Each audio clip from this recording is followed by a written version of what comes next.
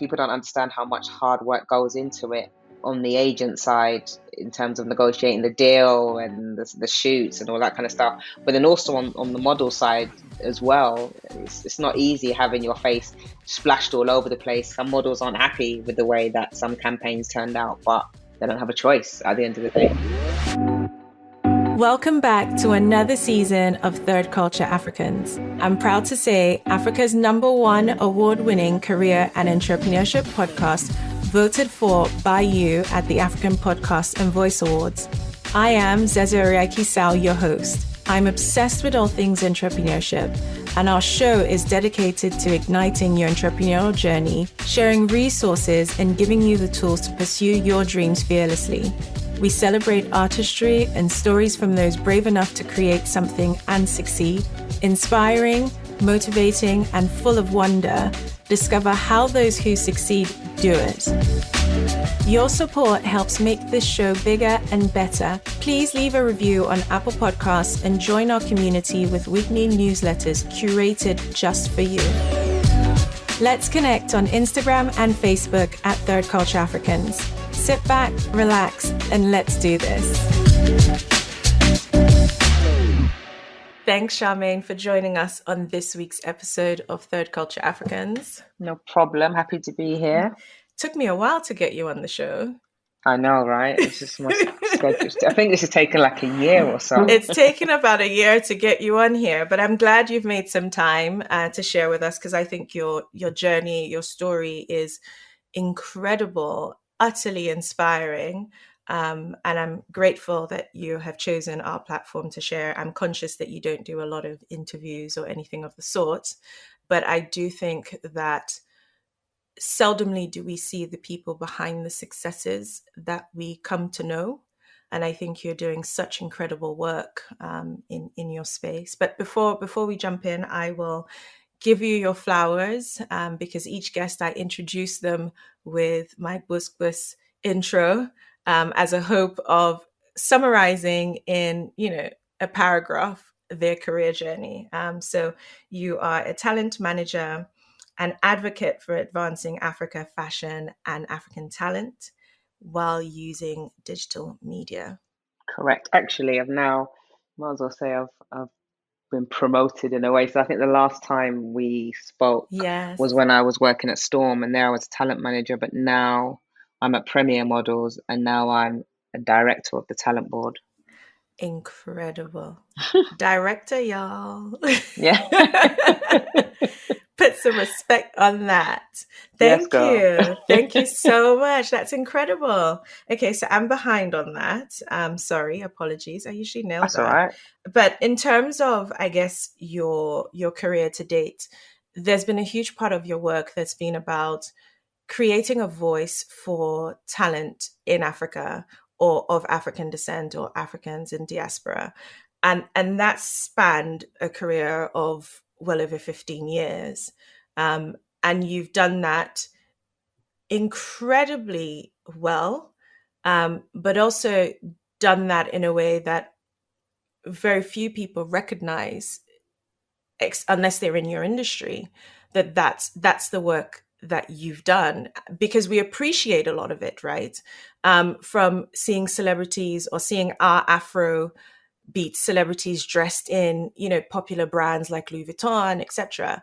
Seeing these brand deals and partnerships of people like us who are in the media and in the mainstream media, celebrities, but not knowing how those relationships happen, who actually brokers those deals, how do you get the talent and the brands together. But I think before we start on, I guess, life today, I always like to kind of dial back.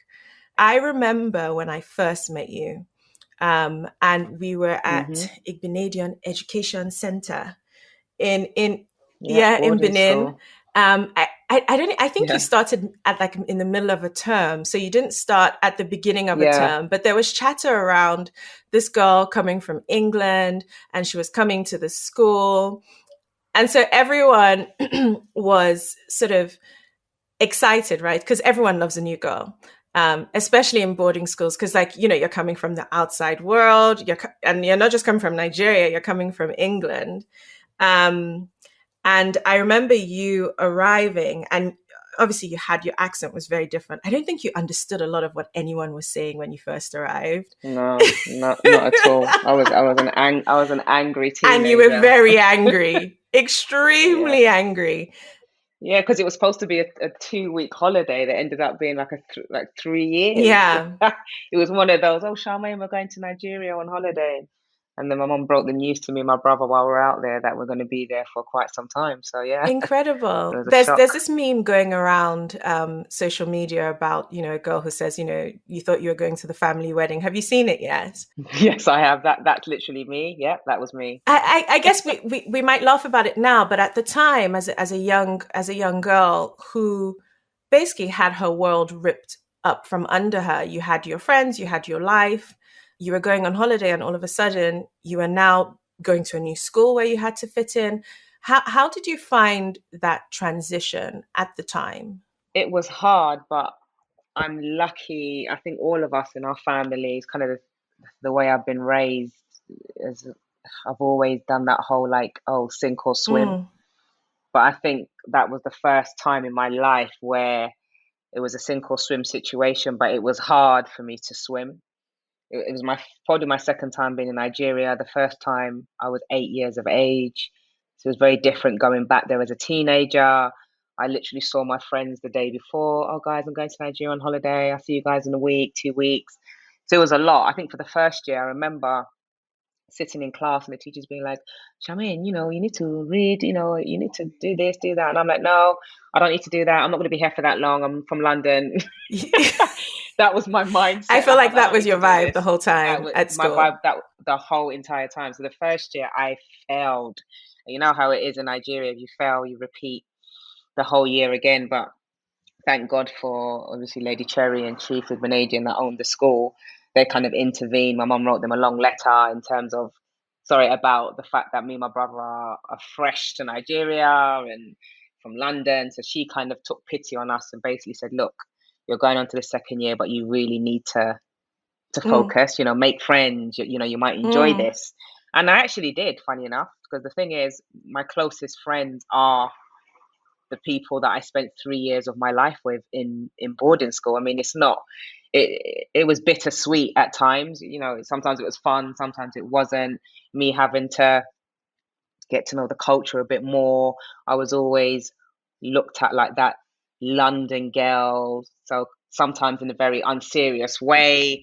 So it was a lot, but I can tell you something now. It changed my whole entire life in terms of the way I look at life. I came back to the UK appreciating life, just appreciating just the little things, 24-hour electricity, for instance. That was one thing that I really appreciated. But I think before I left or before I was sent to Nigeria, if you asked me back then, Charmaine, what do you want to be when you grow up, or your career aspirations, I didn't have any. mm, I just wanted to be rich. I always knew I wanted to work in mm, fashion. That's one thing, but I didn't know. I didn't really care. I wasn't really bothered. Whereas I came back from Nigeria and saw the way my peers had kind of pushed themselves. A lot of people that graduated with me went onto university in America, in the UK, Italy, like different places. So that made me sit up because these were people that I was going to continue to be friends with. So why would I want to be left behind? So it kind of pushed me to have a career, go to university. And it was a slap in the face at first, but honestly, now looking down that lens at the age of 42, it was the best thing my mum and dad ever did, to be fair. incredible. I remember you being quite sporty. You could run. I remember Yeah, I that. used to run. You could I can't even run. run for the bus now. Um, I ran up the stairs the other day on the escalator, almost fainted. I But can yeah, remember that because when you first arrived, everyone was like, "Oh, everyone's super excited," and you didn't really want to integrate. So it was kind of like, and I think at one point, I feel like you were kind of like, until you made the decision to integrate. My memory of you, there was like the first year of you being there was sort of like you were almost like an outsider and you wanted to be an outsider. And then there was a switch. I think you decided that you wanted to integrate and be friends with people. And I think sport, if I remember right, was like something you were good at. And that created I guess, a sense of belonging at the time. And then it evolved from there. And then there was like the dancing girls. There's like a group of girls who used to dance and who loved music and all of that. And then I was like, I think I was big into like, what do we used to have? Entertainment night. Do you remember Yes, yes. entertainment? So yeah, I was like the social butterfly for that, and I used to teach everyone dance moves before Yep. we like hit the dance floor. Yeah. So it was fun. It was where we had like 1 hour to like dance and drink as much Fanta and Coke as possible. Yeah. Can you imagine I know it was explaining that fun. in 2022 to a Gen Z? They would be like, what? They'll be like, "What? There was no social media, no pictures, no canapes, Nothing. I think there's only no." like few pictures, and like it would have to be, there was that teacher who used to take photos, but it was like a main event. Oh, Do you remember him? Mr. Honor. I remember. Do you know Yes. why? Do you know why I remember him? Because once Why? we got punished by Mrs. Omosage. She was like the principal Yes. because we didn't. I think we were too busy getting ready in the morning, putting on our little blue mascara, whatever we Yeah. used to wear. And we were all late. So SS3, this is when I was in the last year, and so she came to the hostel, called us all outside. We came out, she made us kneel down outside the hostel, and then she told Mr. Honor to come to the hostel and take us pictures. Oh no. I will send you that picture. I still have that picture No. where she's standing next to me with her cane in her hand, and we're like sitting on the concrete floor outside. And then she made us purchase the pictures from him Oh for my like I think it was like goodness. 70 naira a picture. It was the It's worst like your tuck experience of shop my life. money. I'm telling you, I was going to buy spring rolls with that Yeah. today. There's your tuck shop money. But crazy that, goodness, I think everyone who's been to a Nigerian boarding school has, it either makes you or breaks you, and you learn to survive. I think, you're thrown in deep trauma. There's lots of traumatic experiences. And then all of a sudden you learn to cope within this dynamic of, adolescent children coming from different places in different spaces in their lives. And we're all meant to sort of get along and get on with it, as it were, and excel in everything because, it's an environment designed to make you the best that you can be. But I remember, I think I left before you guys got to being in SS3 and all of that good stuff. But I remember coming back to the UK, and there was sort of like a loose community of I guess alumni from the school, and because I didn't stay to the end, I've always sort of floated on the peripherals, I think, of like the social circle. And I think there was probably four of us that came to the UK around the same time that I did, so we stayed friends. And there was obviously the relationships that came from people who then would come back to the UK.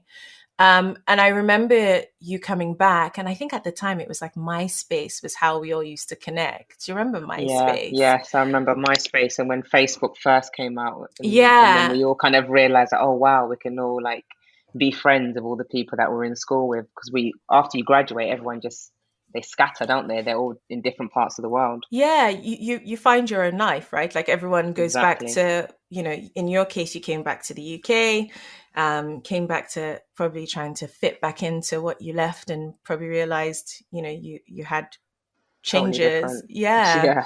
Yeah. And that transition. But I do remember at one point where, it was like Charmaine's a mum. Um, Yeah. I don't know how old we were, but I remember being young.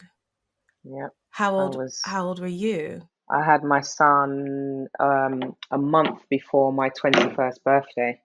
Incredible. Yeah, it is, and especially that me being from like a very strict Yoruba family. My mum's Yoruba. My stepfather is Yoruba, but my dad, my blood father, is half Irish and half Benin. Yeah. But yeah, my grandmother's strict. It was a big thing in our family that, oh my God, my mum was like, I sent you to Nigeria to be educated and you're pregnant. But it is what it is. I think Yeah. my family are very supportive. My parents were very supportive, and the one thing that my mum made very clear from the get go was that you're not going to use this as an excuse to not chase your dreams or not fulfill everything that has been set out for you in terms of your career. So it's funny because a lot of people when they meet me and I mention, oh, my son, and they're like, oh, how old is he? 5, 6? I'm like, no, 21. They're like, huh? And then people always say that you don't look like someone that has a child, and I really dislike that saying, because what Mm, does someone that has a child look look like? like, yeah, Exactly. And I'm like, what yeah. does that mean? And then they start to stutter. But yeah, I guess I've had the support of my parents. I went through uni, I've worked, I've traveled. It didn't, if anything, I think it kind of pushed me, because I always looked at my son and thought, okay, I can't mess this up, because I have a mouth to feed. I have a child to raise. I want to be able to leave a legacy for him. I don't want it to be as hard for him as it was for me. It doesn't matter whether he's going to be going into the fashion industry or any Mm, industry. It's hard for Black people in general in the general, yeah. UK. So yeah, I think that. Oh no, I think that he definitely did push me without him having to even say anything really. And then he got to an older age, and I then became that embarrassing, like young looking mother who he never allowed. Like his friends never came around. I think it was on his 18th birthday. We had a conversation like late in the evening, and I said to him, I said, why haven't your friends ever come around? Like, why don't they come to the house? And then he's like, oh, when I was young, used to come to school, my friends used to make really embarrassing comments. Oh And I'm there no. blushing, like flicking my hair, Yeah, like, oh, really? And he didn't like it. Like, yeah, he didn't like it at all. And I think that's just been his life, having a yeah, mother that practically looks like his girlfriend. Like, it's happened yeah, before. We've been out together, and he's been approached by like guys, and they're like, "Oh, is that your girl? Are you yeah, with her?" And he's like, "That's my mum." And I'm there flicking my hair in the background. Like, yeah. thank you. But But yeah, it's fun. I like being a young mum, and I yeah, like the fact that I can always look at him and, I don't know, just not just settle for less. Just I yes, always want more in terms yes. of my career. Yeah. I think for us as a culture, one of the things they say is read your books, get a good job, Hmm. get a husband, then get Marry. married, then have a Hmm. kid. That is it. And I think there is something in, I guess, those who end up becoming outliers from that script. Hmm. You weren't a doctor yet, you weren't a lawyer yet, you didn't get your life together yet, and there you Yeah, are tackling something in the wrong order. And it's refreshing to hear that your family were supportive of you becoming a mother. In the grand scheme of things, 21 is not that young, considering that our grandparents had kids. By 21 had like multiple children at that point. yeah, And to look at what two generations does to the expectation of when you begin a family and how our structure of our families work. But I remember you becoming a mom, and at that point in my life, I thought, goodness, I don't even know where I'm coming or going. And I think there were a few others who either got married really early and had kids early, and then also others who had kids around the same time.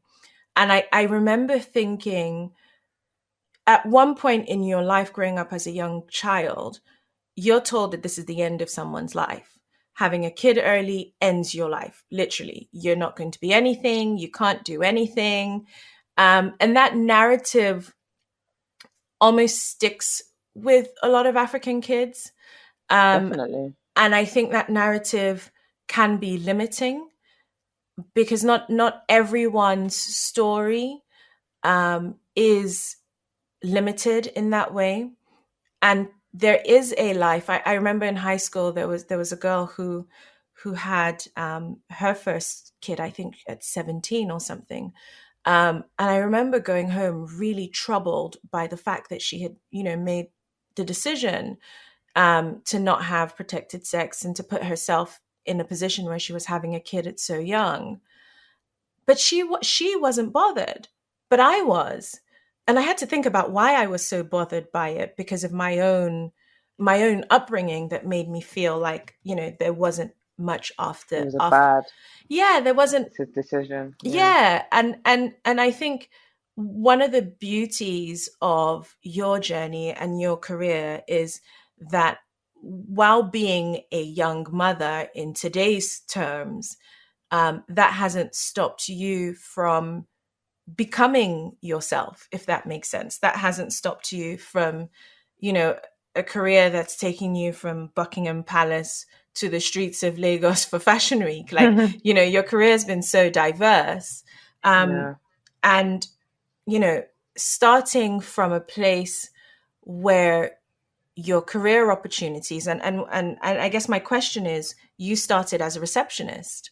Yeah. You went to London College of Fashion, studied fashion management, built on that, but you started as a receptionist.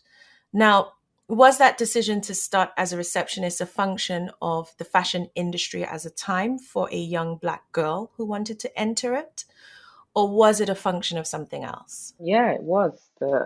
It was just how the fashion industry was at that time. It kind of still is now in a way. I think the only difference now is that the fashion industry is more open to interns.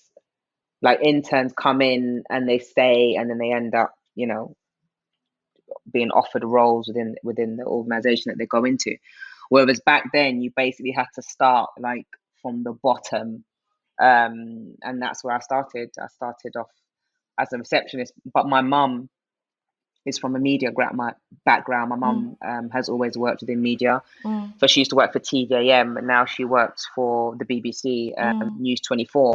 mm, So I've always been around that kind of media, fashion type of industry in a way. So I used to follow my mum to work and sit in the green room as a young child and talk to all these famous people who were not famous to me then, but mm, growing when I grew up, I was like, oh, I was sitting in the green room with Margaret Thatcher, and I was sitting in mm. the green room with Rusty Lee and having a good conversation. Yes. So it was my only way in, really. Did I think I was going to, I don't know, move up from a receptionist to being a Mm, director now at the age of 42? Probably not. I think at that time I just was happy to have a job and I mm, was happy to be within the fashion industry. I learned that in order for me to got that foot in the door, or getting a foot in the door mm, was difficult, and I felt like I was being someone that I wasn't. mm, But then as I got older, I then just started to be myself, basically, the kind of outspoken, loud Charmaine.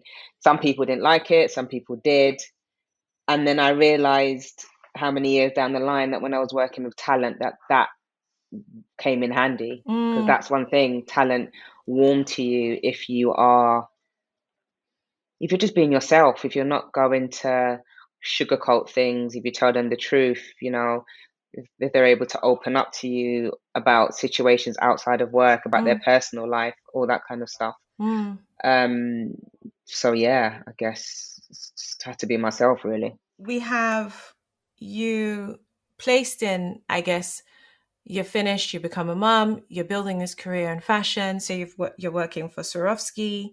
Um, then you go, and Buckingham Palace is one of your clients.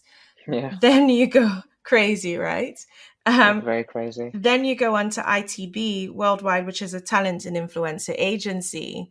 And that's the first time you're now cutting your teeth outside of, merchandising or wholesaling and all of that for fashion Yeah, brands.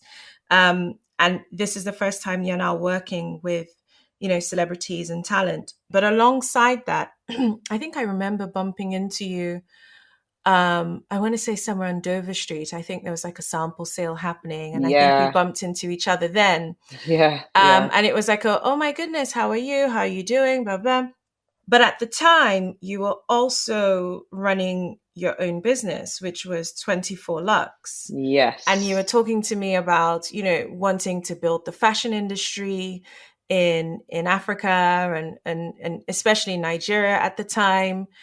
Like fast forward, we're having this conversation today, and there is, a celebration of fashion or African fashion at the V&A at the moment, which seems light years away from us bumping into each other in the hallway of yeah, of, it's of a crazy. sample sale. But at the time, you were doing two things, and Yeah, you had your 9 to 5, which was your day job, and then you had 24 Lux and consulting. I think we seldomly don't talk about what it takes to make it.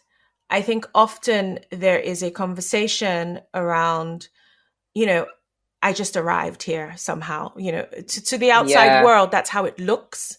But it would be great to hear from you what it was like in those early stages of trying to impact the fashion industry on the continent. It was hard, I'm not gonna lie. Whereas I thought, oh, I'm basically taking these ideas into Africa. They're going to be very receptive, but they weren't, to be honest with you. At first, it was they liked the idea, but then I slowly started to realize that when doing business with Nigerians, in terms of them building their brand or adding a new product selection to their brand or speaking to them about licensing and franchises within fashion, because it's such a long process, Nigerians didn't understand that. And that was the problem. They wanted something that was going to happen now, but then they also found it very hard to drop large amounts of money on a business module that would only launch in like a year or 2 years time. That was something that they just didn't understand. And in my eyes, it was quite difficult because I'd have a meeting with a client and would discuss, their ideas and what they wanted to go into, and then I would, confirm my consulting fee, and then they'll be like, oh, that's, quite a lot of money. I'm not sure why I have to pay that. So because I wasn't an actual object or product, they didn't understand why they had to pay me Mm. because I wasn't, I don't know, a handbag or a piece of jewelry. But then that same client, I would then see them on social media flying business class and carrying a Birkin bag and things like that. So it's just that Nigerian way of thinking where, and don't get me wrong, I'm not knocking Nigerians at all because I'm Nigerian, but they have this mindset where they don't get it. If it's not something they can wear, they can drive, they don't understand the long-term business module. And I think that's the problem. That's the big problem in Nigeria, because you look at places like Lagos, we don't even have like a big shopping mall. We don't have a Westfield. If you're in Nigeria today and you spilled coffee on a white t-shirt that you brought with you from London and you didn't have any white t-shirts in your luggage, where in Lagos would you go to purchase a white t-shirt? Exactly. There isn't anywhere. You hope you know someone with a boutique that sells very basic items like a white t-shirt. Else you'll just But have that to buy something else. exactly. And that's the thing. We don't have a H&M, a Primark, a Zara, or we don't have a version of. And and it's quite sad in a way, because I feel like with Nigerians we only look at the high end. Whereas places like the UK and the States, their high streets or the fashion industry has done well based on they have an entry level price point. So you have a Primark, then you have a high end high street, which is your Under the Stories and Zara, and then you have your high end, your Gucci's, your Dior, etc. But we only have high end. Whereas not we know for a fact not everyone in Nigeria has that disposable income to purchase high end. So are you trying to tell me that anyone in Nigeria that can't afford a Dior handbag or a pair of Fendi trousers has to walk around naked? Or, they can't have a pair of like entry level jeans. And that was me. I was trying to go in not to work on the high end side of things. Mm. It was to work on the high street, because that's where the money comes from. And it wasn't just the high street. I was also looking into factories being built in Nigeria to produce garments that were going to be shipped out of Nigeria, like China, like India, like Turkey. But again, that was a big problem because we don't have 24-hour light. So which means you'd have to add the diesel costs to your cost price, which means retail wise it just wouldn't make any sense. So there's a lot of things in Nigeria that was making my life hell in a nutshell. But I learned a lot. Yeah. I learned a lot. I think that's been one of the bigger questions, right? Which has been how do we get, for the large part, most of Africa to go through the industrial era? Because while we have copious amounts of talent, there are challenges with infrastructure. And then alongside that, the challenges that exist beyond the infrastructure are those around, you know, industrializing and commercializing a lot of our industries, which, create economic support and independence for a lot of Africans, or can create. But I remember us having that conversation and walking away from it. And at the time, I think I was living in South Africa. So I understood what you were saying, and I understood what you wanted to propose. I was building my brand at the time. So, but I also understood how far behind we were in Africa to even make that a reality. But there was a hope in that, you know, there would be some successful entrepreneurs who could see the potential in what the industry could become. And I feel like there's the catalyst to where we are now has really been the music scene. Yeah. I don't know from where you are, having worked with the likes of Wizkid, Heady One, Eva Apio, Adesua, and huge campaigns these guys have done, over the years Mm. with your Chanel's and Louis Vuittons, etc. Just to name drop, because we've got to name drop for you, Got to. girl. But a lot of those bigger luxury brand collaborations we've seen from those guys is your work. And is your work that has been so cleverly done and in such a strategic way that the catalyst we're seeing today for African talent and that fusion with fashion, you have a huge hand in that happening. I don't know if anyone listening now can understand in context what I've shared, but if you think about any African of note in the last 5 years, I would say, who has done anything with a major luxury brand, Charmaine's behind it. That's insane, right? Crazy. Sometimes when I walk past billboards or adverts pop up, or a taxi drives by and I see like a model in the front of it, or like a campaign or collaboration that I've worked on, it's still, I'm still shocked. It's weird, even though that was my work or that's something that I've worked on, I'm still shocked, but I never look at it and think about myself. It's always the joy that I get from seeing that model on a billboard or on a campaign. It's a nice feeling. Like sometimes I look like a crazy woman when I'm getting on the train and I can see like campaigns and I'm there like laughing and smiling to myself and taking pictures and people are looking at me like, what the hell? But it's a great feeling, and people don't understand how much hard work goes into it on the agent side in terms of negotiating the deal and the shoots and all that kind of stuff.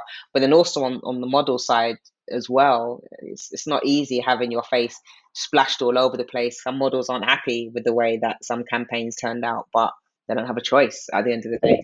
So yeah, there's a lot that goes into it, and I think with me, I've just worked in the industry for so long that I work on one campaign and just move on to the other. Goodness, I think you have the campaigns of all campaigns under your belt. This Tiny Temper. I think the one that gave me goosebumps was your Fela Kuti Versace. You had Fela Kuti in a Versace shirt, and it was I think he's called the Heeb, and he did like this whole. It was like a reimagining of some of our idols in some of the bigger Oh brands. yeah, yeah, that was a collab. No, I don't think that. No, that wasn't me. That was basically.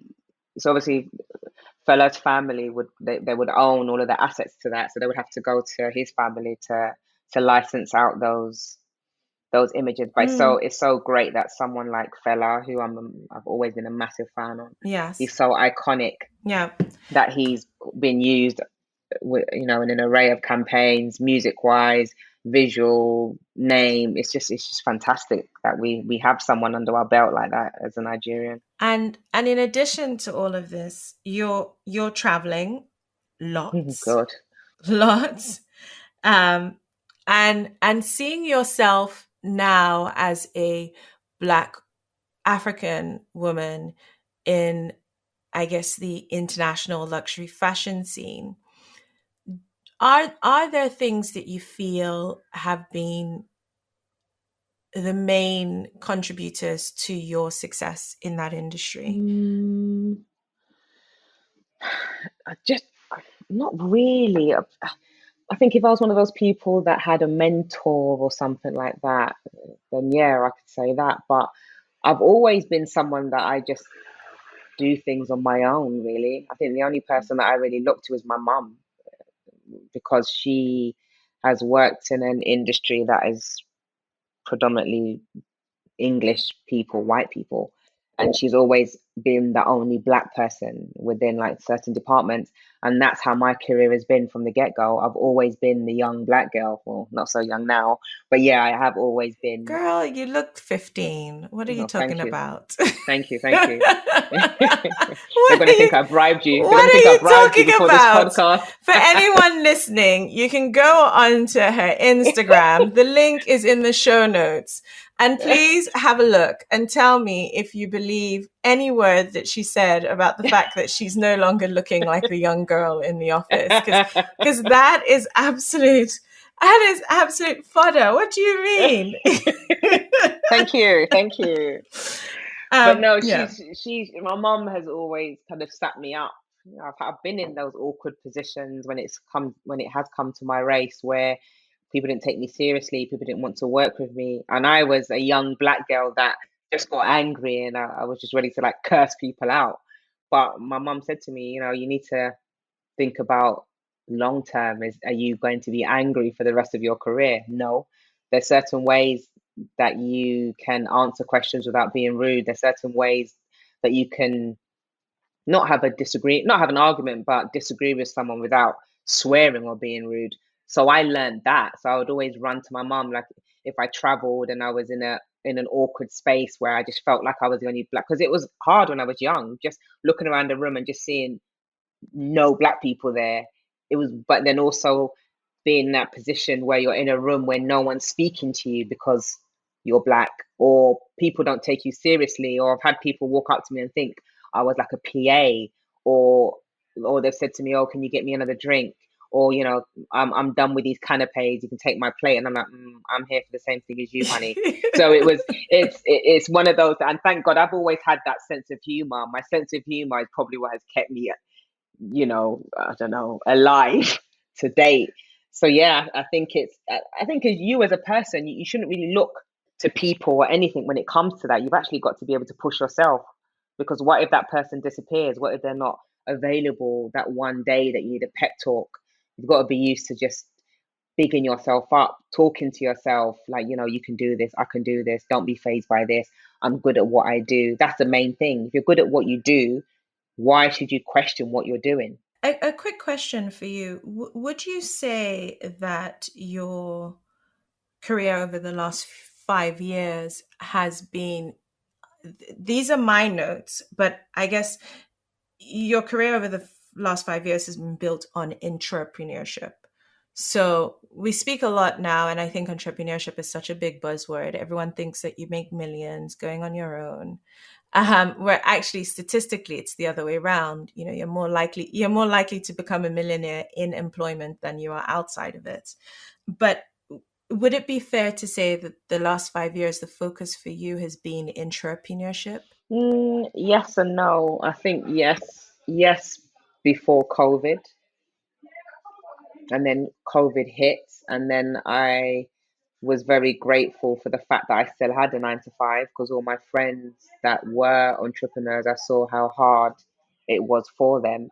Um, but I think it's almost like an up and down, a roller coaster of emotions when it comes to entrepreneurship. I think now I look at it and think, okay, I would want this to be my last rodeo. And I think within anyone, in any career, male or female, black or white, you hit the ceiling and there's nowhere else for you to go. And if you're someone like me, I like to be kept busy. That's one thing I like about my job. I could be I do different things every day. So when you hit the ceiling, you think to yourself, okay, what do I do now?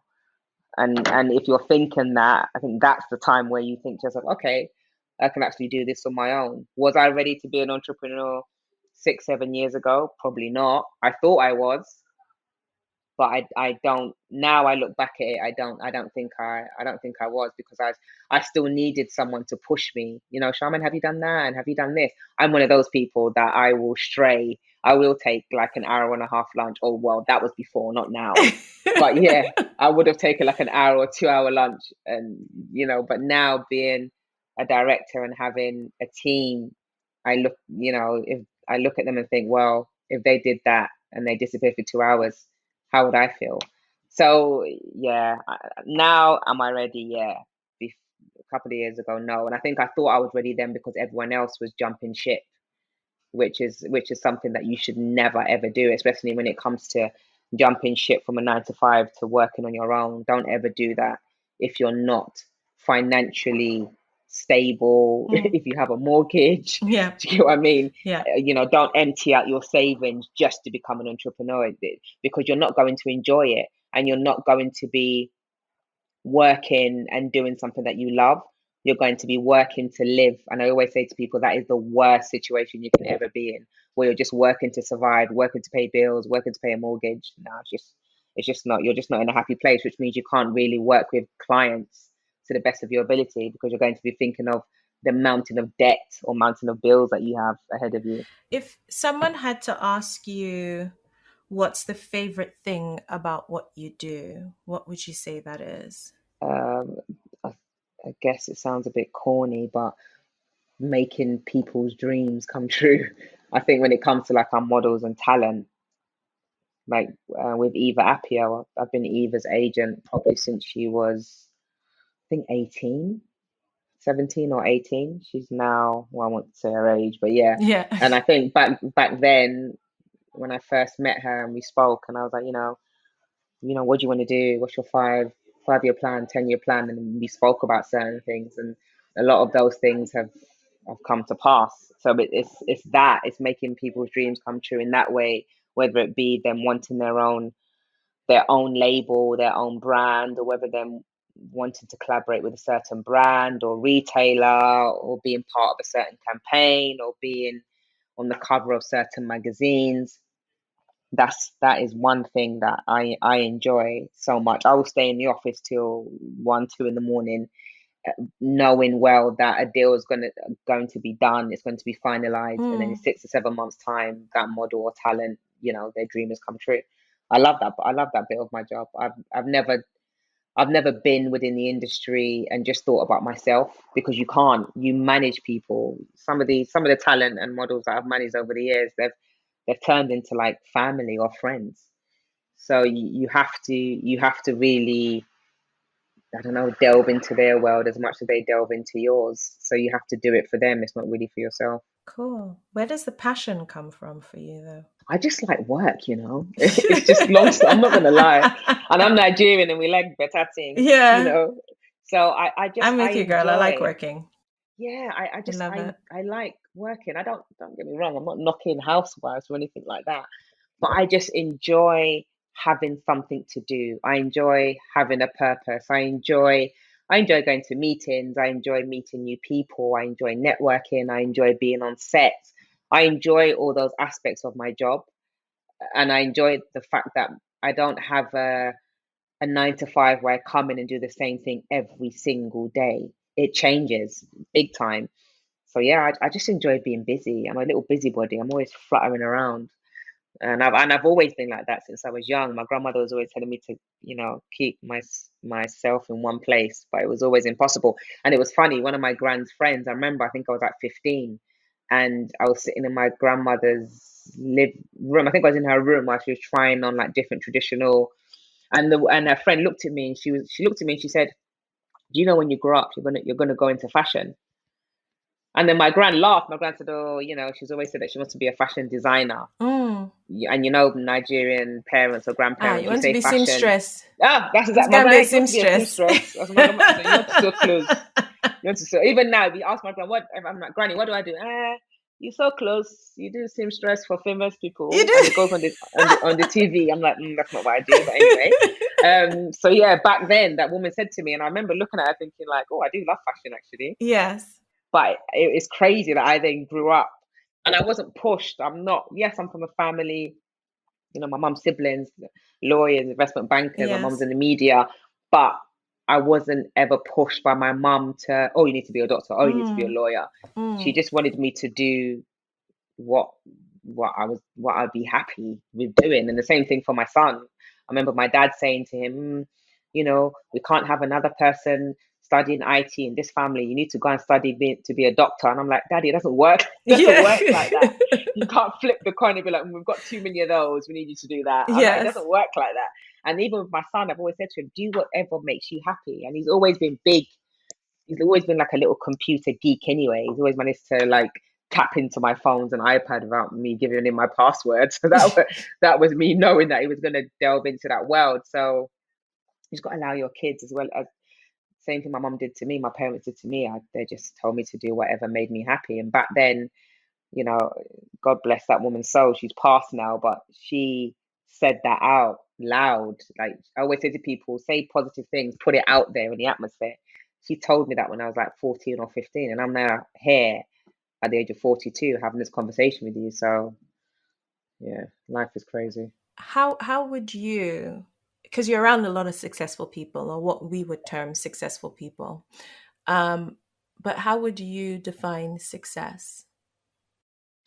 I don't think anyone can define success, really. You can't define it by saying, oh, I'm successful because I wake up every day and go to work, or I'm successful because I have such and such in my bank account. I don't think anyone, I don't know. That's actually that's a good question, actually. Well, you're around all these successful people. Yeah, I am, but I'm someone that I'm not really phased by much. And that is a blessing because with the kind of people that I've come across in my career or being on set with certain talent, you can't be like, oh, there's so and so. Oh, can I take a selfie? I'm like, yeah, you're right. That's it. And I kind of move on and get the job done. You don't So, fangirl ever? no, wait, hold on. I fangirled with someone. It was really embarrassing. Who was it? It was such a random. I can't remember, but I think that was at the beginning of my career. That was years ago. But I think now, not really. Being like meeting people like Wiz and meeting people like Stormzy and like representing Tiny Temper and even meeting people like I used to like Alec Weck, Cindy Mm, Crawford. yeah. No, I think even with Alec Weck, the first time she walked into the offices at Storm, she looked at me and I looked at her and we'd spoken on emails quite a lot. And then the owner of Storm introduced her, oh, you know, this is our new agent, Charmaine. And then she whispered in my ear, she's like, Charmaine, for some reason, I don't know why, I thought you were Indian. And I was like, what? I was like, my surname's Aderemi, for God's sake. And then that's it. We just became, Oh, and it was, incredible. whereas a normal person would be like, oh, no, I'm not Indian. And I would have moved on. I'm like, what the Yeah. hell? So Yeah. we just had like a normal, and that's just me. Amazing. I'm just that person. The same way I would have a conversation with you or Yeah. my friends or my dad is the same way I would have a conversation with talent. Yeah. So even I think being around successful people has kept me grounded. Mm. But I don't think you can really measure up success really. I mean, if you're able to retire in your 30s, then mate, you're definitely successful. Yeah. But I guess no, I don't even know. I don't even think. I'm actually gonna have to think about that question. I'm Yeah. gonna think about that. I think you've always had this special gift of being open. Oh Um, yeah, I think it, anyone that went to boarding school with me that listens to this knows that I've always been I'm an open person. yeah. I speak my mind. If it offends you, I'm sorry, but at least with me, you know Yeah. where you stand, really. You know where you stand. You can ask me a question and I'll tell you the truth. I'm not really going to sugarcoat it because of who you are or because you're my friend. I believe it's always good to be honest, really. What would you say the biggest misconception is about your job? Yeah, everything. It's Oh, crazy. The amount of DMs that I get from people is, yeah. Oh, I want to become a model. How does this happen? Oh, I want to be on the model. I want to be on the cover of blah, blah, blah.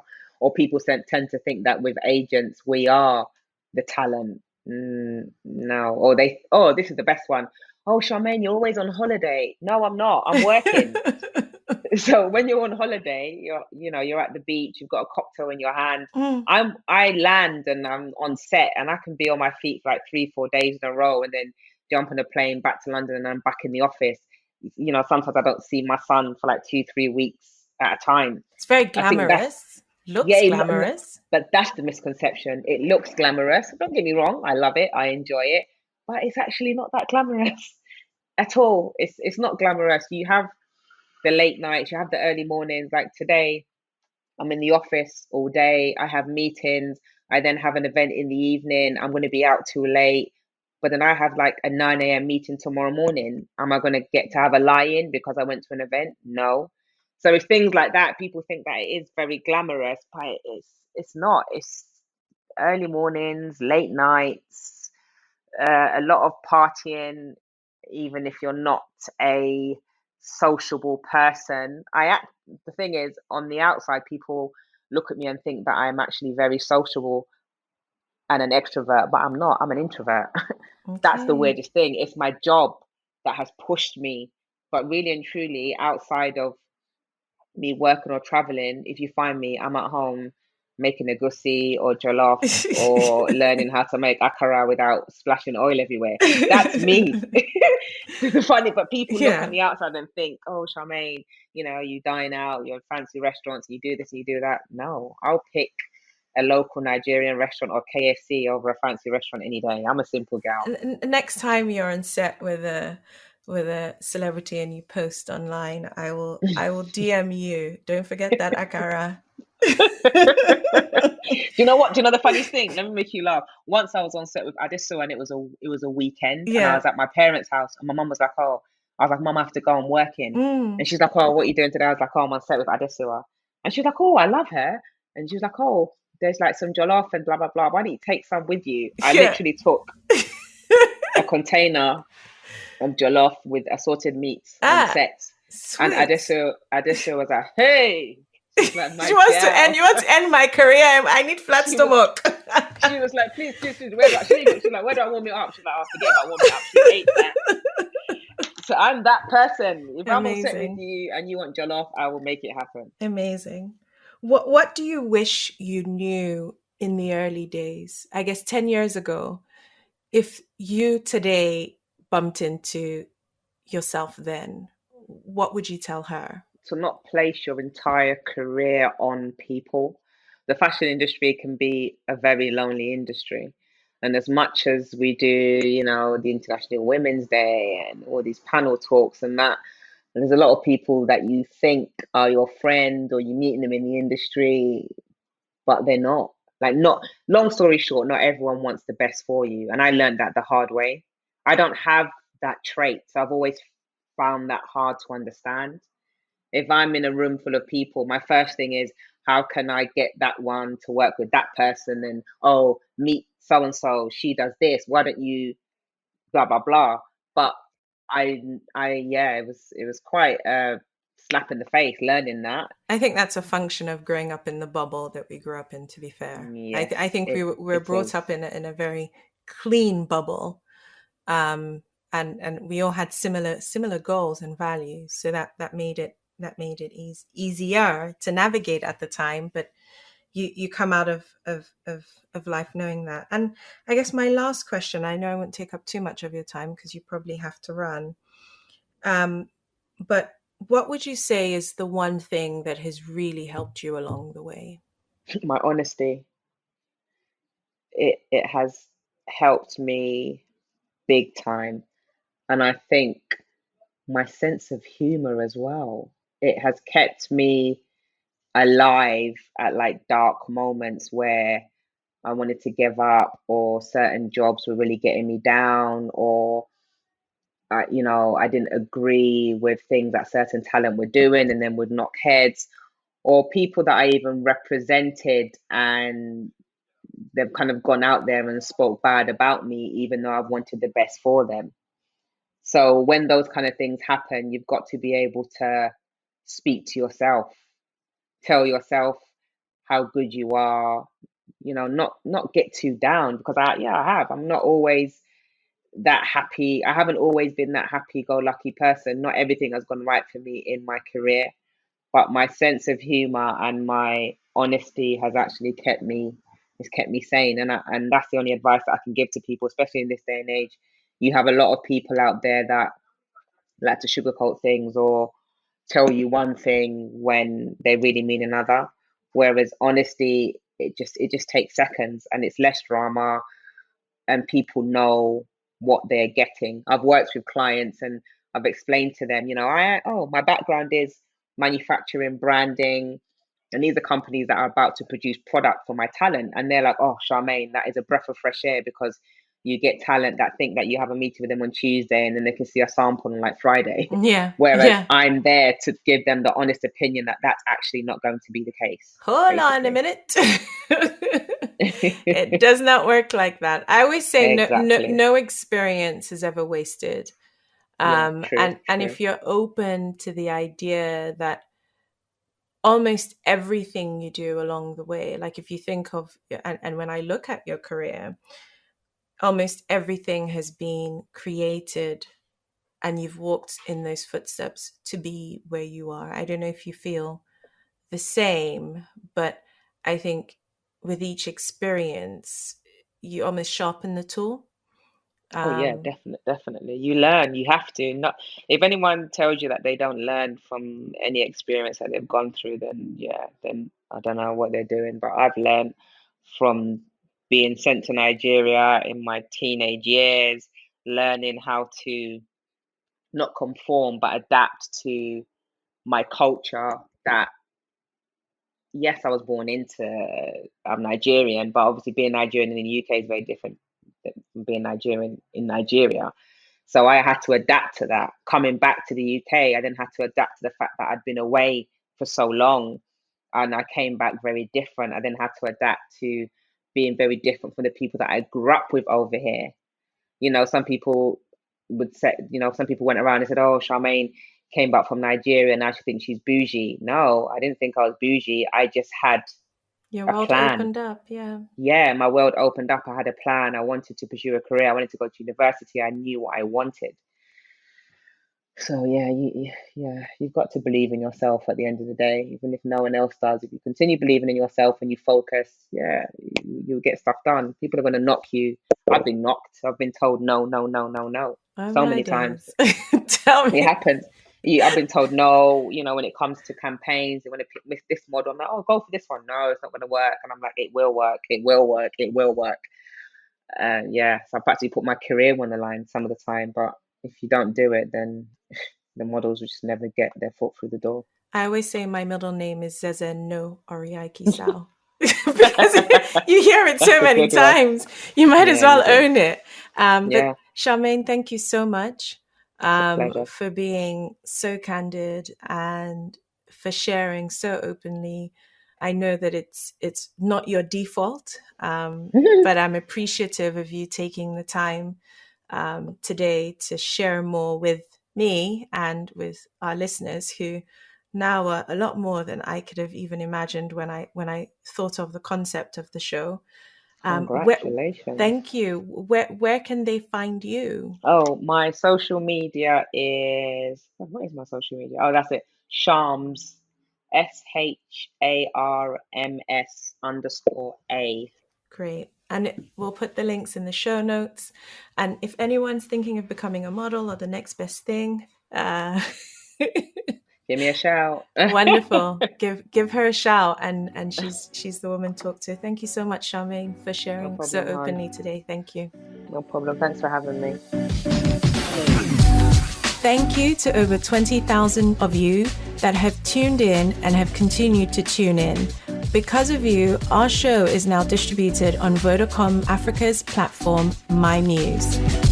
Your support helps make this show bigger and better. If you're a fan of the show, we would love to know. Please leave a review on Apple Podcasts and join our community with weekly newsletters curated just for you. Check out our free resources on entrepreneurship, productivity, finance, and leadership at thirdcultureafricans.com. You can now catch special episodes with video on YouTube at Third Culture Africans. Let's connect on Instagram and Facebook at Third Culture Africans. Let's do this.